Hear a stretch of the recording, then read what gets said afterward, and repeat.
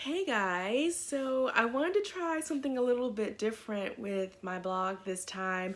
Usually, of course, as you know, if you follow or you subscribe in any way, usually I naturally type the blog out and it's something that you read in your spare time.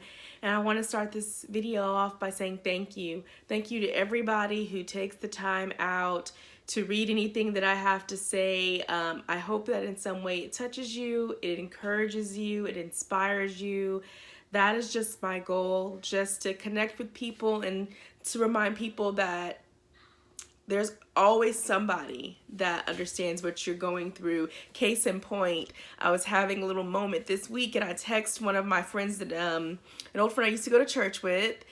She's a military spouse too, and they PCS'd, and she's living in a new area. They've been living there for quite some time, and I just kind of checked in with her and I was like, hey, she talked about how they were getting ready to PCS soon, and she mentioned, I asked her if she had made any connections, any relationships, and she said, no, I haven't. Don't have any friends here. It's just me. And, I asked her how she was feeling about that, and she was like, fine. She was like, I've learned to, on this journey, love myself and spend time with myself and do things with myself, go shopping with myself, go eat with myself. And that's a powerful place to be in. And with the move that we made, I'm still adjusting. I don't really have any connections here. And I've told myself several times, hey, just keep moving forward. You're in this season for a reason and it'll all work together for your good. But it was nice to connect with someone else who was in a similar season and to really see her outlook and her perspective on it. So anyway, let's get to the part of this blog. I'm gonna try to keep this, not long. I don't know about you, but I sometimes have like video attention span. There's only so long I can watch a video before I'm like, and I'm gone. So I'm gonna try to talk to you and not linger on things. But the subject that I want to discuss is called, I just want to talk about change, when the change comes. And I'm not referencing, the seasons or anything like that, but when the change within yourself comes. Because I've gone through situations in life where I changed, something in me shifted as a person, and I sometimes was okay with that, and then I sometimes didn't do so well.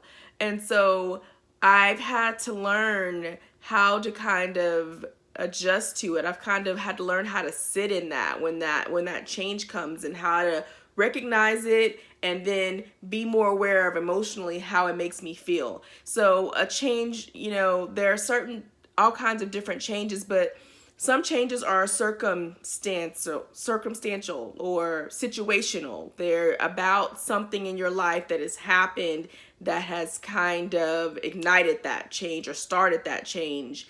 It's not a change that you necessarily plan for. Sometimes it comes from out of nowhere. A big change for me was having babies. Another big change was getting married, of course, getting divorced, moving. I moved a lot in my life, and most of the times I moved, I was ready for it. I enjoyed it. I was prepared for it. I was like, let's do this thing. This last move, not so much. So that was kind of an adjustment. But one of the biggest changes that happened that I wasn't ready for was when I had my son. Anybody who's a mother knows after you have a baby, it is an adjustment, mentally, emotionally, physically. So much of you shifts, and it's hard. It can be a difficult adjustment. And so naturally, I have 3 kids, 2 girls, and of course, having my first child, I was young, so that was an adjustment. Then having a second child, that was an adjustment. But having my son was a different adjustment for me, and I couldn't put my finger on it. I couldn't pin why I felt so different after having him. I literally felt like a different person.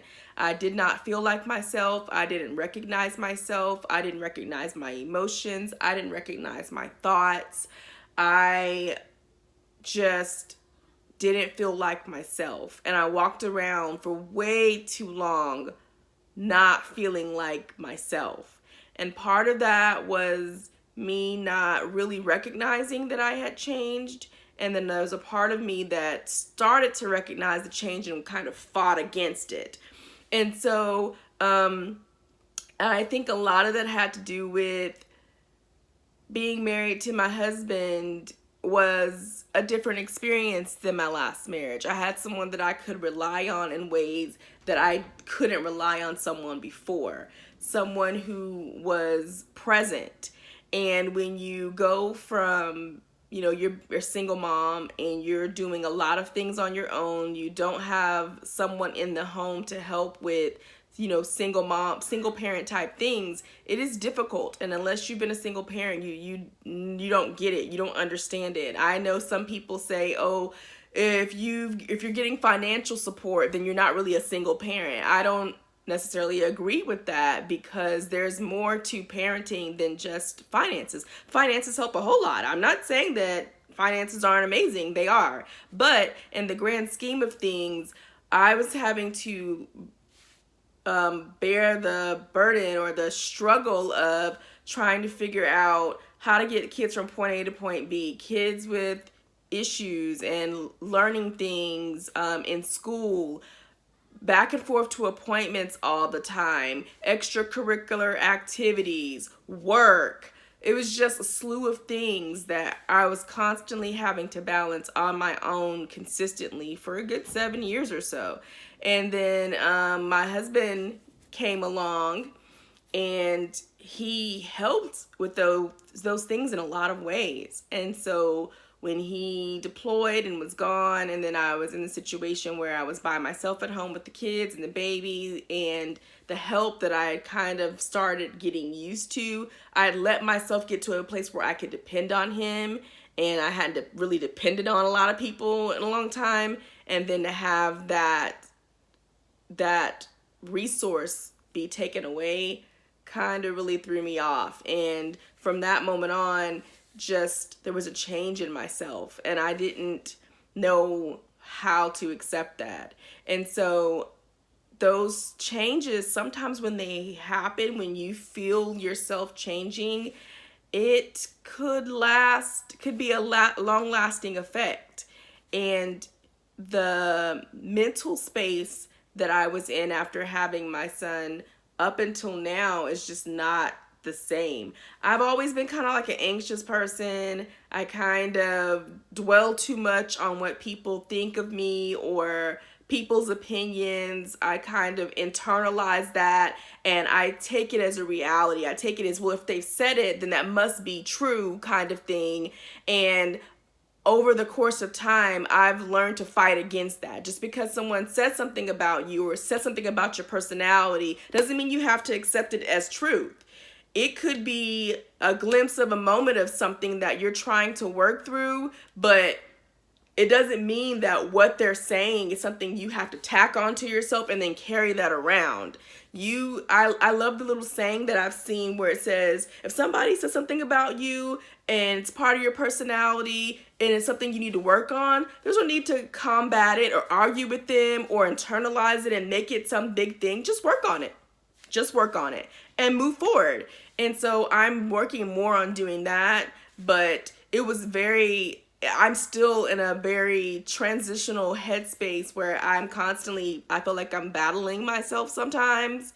And so that in itself was a change for me, because I wasn't always like that. I wasn't always in this space where I was second guessing things all the time and second guessing being able to speak what was from my heart. Like, if I speak things from my heart, it's genuinely from my heart. But then I'll go back and be like, well, maybe you shouldn't have said it like that. Or maybe you should have been more clear. Or maybe you shouldn't have said anything at all. And it's just silly. And then I'm at war and I'm going back and forth and I have stress.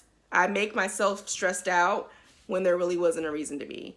And so what I want you to get out of this, if you get nothing else, is learn that when there are things in your life that change, whether it be getting married or divorced or having a baby, if your husband's in the military, your spouse is in the military, and they deploy or they have to leave a lot, if you make a big move or a big change, if you start a career and you decide you don't want to do that and you change and you do something new. Whatever the case may be, whatever the changes are that are thrown your way, you lose a loved one. There are so many different things that change us. And when you feel yourself not quite feeling the same, and it's kind of consistent and it lingers longer, try to recognize what the feelings are in that. Why are you feeling that way? Start trying to dive a little deeper and figure out like what triggered it is the big thing. And then why are you feeling that way? What can you do about it? What will make you feel better? Is there someone you can talk to?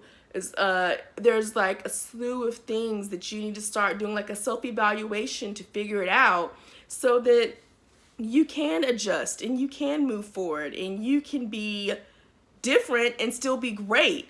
And that was something that I couldn't understand. Don't try to force yourself to go back. I tried to force myself back into who I was. I tried to force myself back into that old headspace. I tried to force myself back into the same way I used to think. I tried to force myself to be the same person I was at work.